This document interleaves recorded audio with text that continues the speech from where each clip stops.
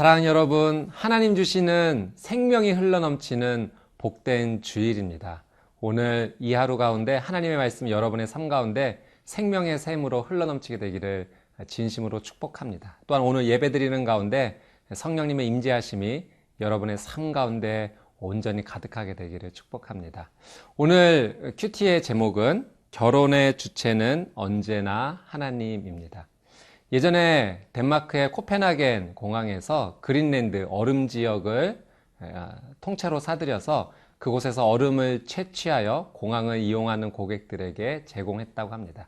단순히 얼음만 제공한 것이 아니라 카드와 그 내용을 담아서 함께 제공했는데요. 그 카드에는 이런 내용이 담겨져 있었다고 합니다. 이 얼음에는 피라미드가 만들어지기 훨씬 이전의 공기, 태고적 순결이 담겨 있습니다. 얼음만 제공되었다면 그냥 단순히 얼음에 그쳤겠지만 이 내용이 함께 제공되면서 그것을 이용하는 고객들에게 큰 감동을 주었다고 합니다. 사랑하는 여러분, 우리가 어떤 관점을 가지고 사느냐에 따라서 우리의 인생의 삶의 방향과 질이 달라질 수가 있죠. 오늘 말씀에는 결혼에 대한 이 바리새인의 관점과 또 예수님의 관점이 나옵니다. 여러분은 삶을 어떤 관점으로 바라보고 계십니까? 세상의 관점입니까? 하나님의 관점입니까? 오늘 말씀 가운데 함께 나아가겠습니다.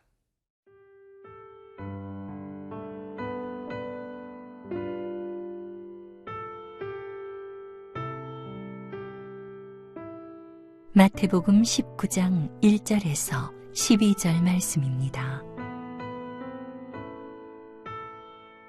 예수께서 이 말씀을 마치시고 갈릴리를 떠나 요단강 건너 유대 지경에 이르시니 큰 무리가 따르거늘 예수께서 거기서 그들의 병을 고치시더라. 바리새인들이 예수께 나와 그를 시험하여 이르되 사람이 어떤 이유가 있으면 그 아내를 버리는 것이 옳으니이까? 예수께서 대답하여 이르시되 사람을 지으시니가 본래 그들을 남자와 여자로 지으시고 말씀하시기를 그러므로 사람이 그 부모를 떠나서 아내에게 합하여 그 둘이 한 몸이 될지니라 하신 것을 읽지 못하였느냐.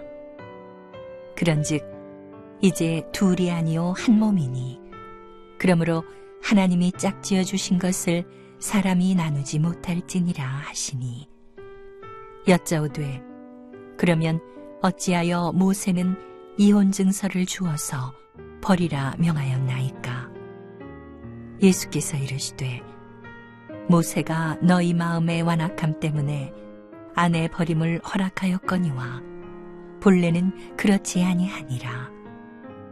내가 너희에게 말하노니 누구든지 음행한 이유 외에 아내를 버리고 다른 데 장가드는 자는 간음함이니라. 제자들이 이르되 만일 사람이 아내에게 이같이 할진대 장가들지 않는 것이 좋겠나이다. 예수께서 이르시되 사람마다 이 말을 받지 못하고 오직 타고난 자라야 할지니라. 어머니의 태로부터 된 고자도 있고 사람이 만든 고자도 있고 천국을 위하여 스스로 된 고자도 있도다. 이 말을 받을 만한 자는 받을지어다. 3절 말씀 함께 보도록 하겠습니다. 바리새인들이 예수께 나와 그를 시험하여 이르되 사람이 어떤 이유가 있으면 그 아내를 버리는 것이 옳으니까? 이 바리새인들이 결혼과 이혼에 관해 예수님께 질문합니다. 근데 이 질문은 정말 그것이 궁금하여 하기보다는 예수님을 곤경에 빠뜨리기 위한 어떤 시험적인 질문인 거죠. 당시 이스라엘에는 이 보수적인 학파와 진보적인 학파 간에 뜨거운 논쟁이 있었습니다. 보수적인 학파는 이 아내가 수치스러운 일, 즉 음행을 행했을 경우 이혼해도 된다라는 입장을 취했고요.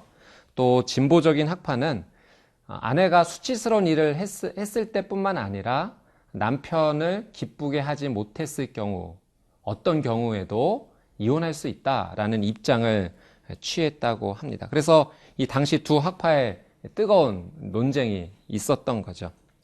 그래서 이 3절의 바리새인의 질문은 예수님께서 이 진보적 학파의 의견에 동의하는지 물었던 것입니다.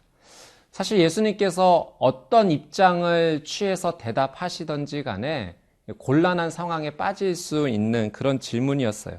어떤 입장을 취하든지 반대편 사람들을 흥분시킬 수 있고 격분시킬 수 있고 또 자극시킬 수 있는 대답이었기 때문에 그렇습니다.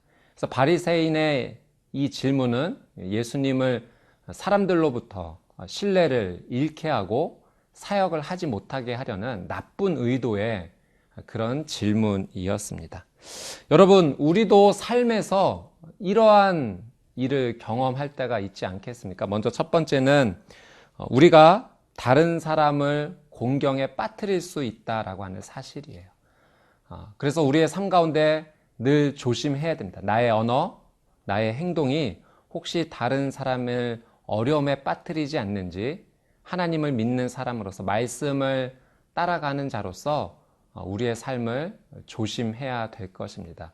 오늘 하루 여러분의 삶 가운데 이 말씀이 기준이 되어서 다른 사람을 힘들지 않게 하는 그런 귀한 하루가 되기를 원합니다. 두 번째로는 다른 사람들이 나를 곤란하게 만드는 경우가 있다는 거죠. 내가 어떤 행동을 취하든지 간에 어떤 결정을 하든지 간에 곤란에 빠질 수 있는 상황이 우리에게도 찾아올 수 있습니다. 그때 여러분은 어떻게 결정하십니까? 예수님은 이 곤란한 상황 가운데 이런 결정을 하셨죠. 4절, 5절 말씀을 한번 제가 읽어드리도록 하겠습니다. 예수께서 대답하여 이르시되 사람을 지으시니가 본래 그들을 남자와 여자로 지으시고 말씀하시기를 그러므로 사람이 그 부모를 떠나서 아내에게 합하여 그 둘이 한 몸이 될지니라 하신 것을 읽지 못하였느냐. 예수님께서 이 곤란한 상황 가운데 어떤 대답을 하셨냐면 예수님은 성경의 기준으로 돌아가 대답하셨습니다. 하나님께서 어떻게 말씀하셨는지에 먼저 집중하신 거죠. 예수님의 삶에 분명한 삶의 기준, 그것은 언제나 말씀으로 돌아가는 것이었습니다. 사랑 여러분, 우리의 삶도 마찬가지여야 될 것입니다. 삶 가운데 힘들고 어려운 결정 가운데 내가 그것을 어떻게 결정하냐 먼저 판단하기보다는 하나님께서는 그것을 어떻게 생각하시느냐 우리는 그 하나님의 생각에 집중할 필요가 있습니다. 성경이 우리의 삶의 모든 정답을 가지고 있다라고 생각하는 것이 바로 믿음입니다. 그 믿음의 삶을 살 때 우리는 우리의 능력을 뛰어넘는 그 지혜의 삶을 살 수 있게 되는 거죠. 내가 내 인생의 주체가 아니라 하나님께서 내 인생의 주관자라는 그 믿음을 고백하게 되는 것입니다. 말씀을 기준으로 삶으면 다른 사람을 곤란에 빠뜨리지 않게도 하고 또 내가 곤란한 상황 가운데도 지혜롭게 나오는 귀한 실마리를 찾을 수 있습니다.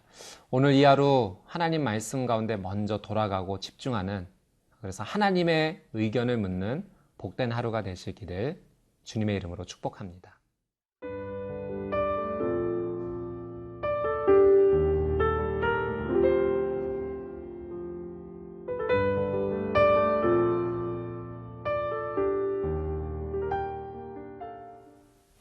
예, 6절 말씀 한번 같이 읽겠습니다.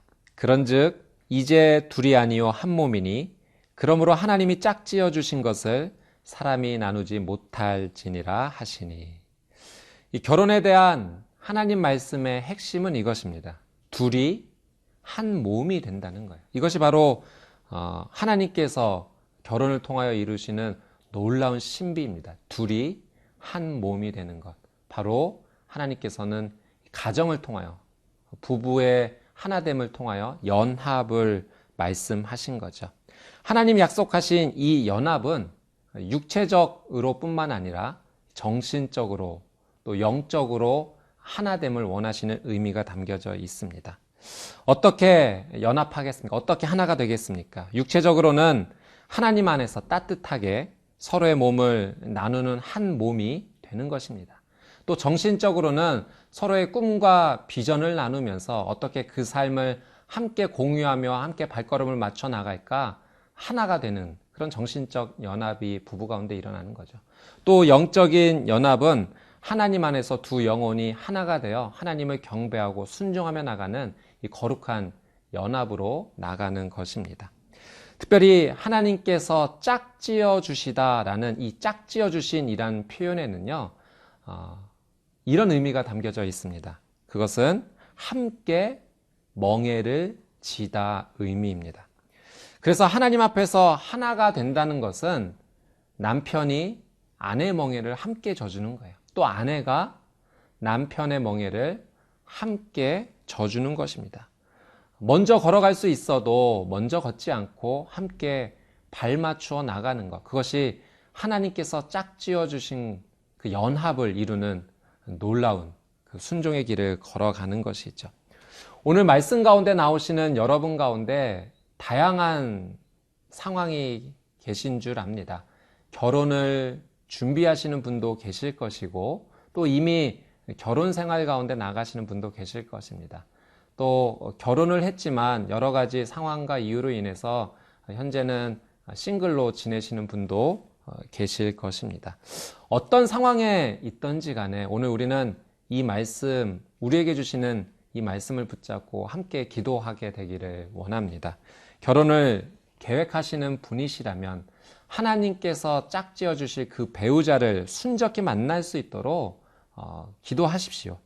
그 기도 안에는 내가 인간적으로 바라는 것도 물론 있겠지만 그것을 하나님 앞에서 내려놓고 정말 함께 멍에를 질 수 있는 육적, 정신적, 영적으로 연합할 수 있는 배우자 만나게 달라고 기도하는 것, 그것이 오늘 말씀 붙잡고 나가는 귀한 기도의 제목이 될 것입니다.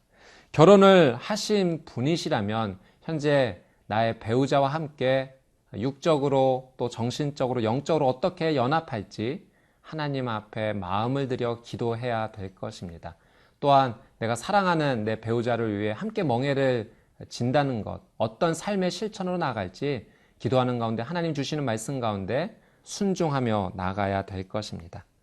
또 결혼 후에 싱글이 되신 분이시라면 앞으로의 길 어떻게 하나님께서 인도해 주실지 기도하시게 되기를 부탁드립니다.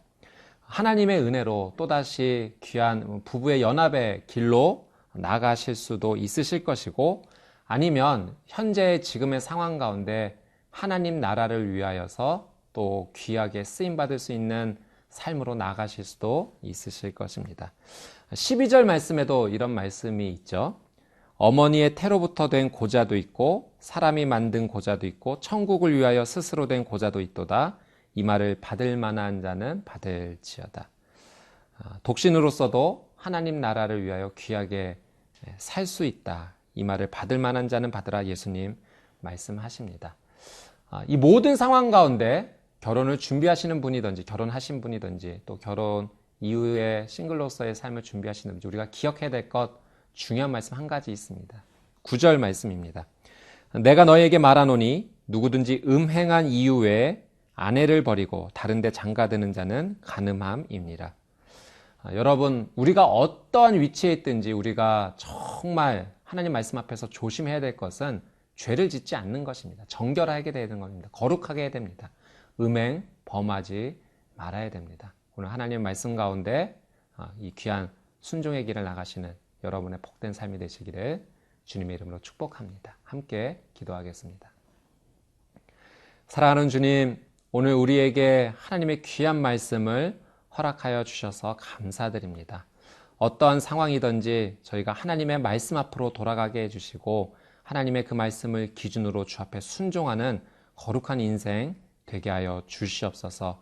결혼에 대한 귀한 말씀 주셨사온데 어떤 상황에 있든지 저희가 정결하고 거룩하게 하나님 말씀을 따라가는 아름다운 인생 되게 하여 주시옵소서.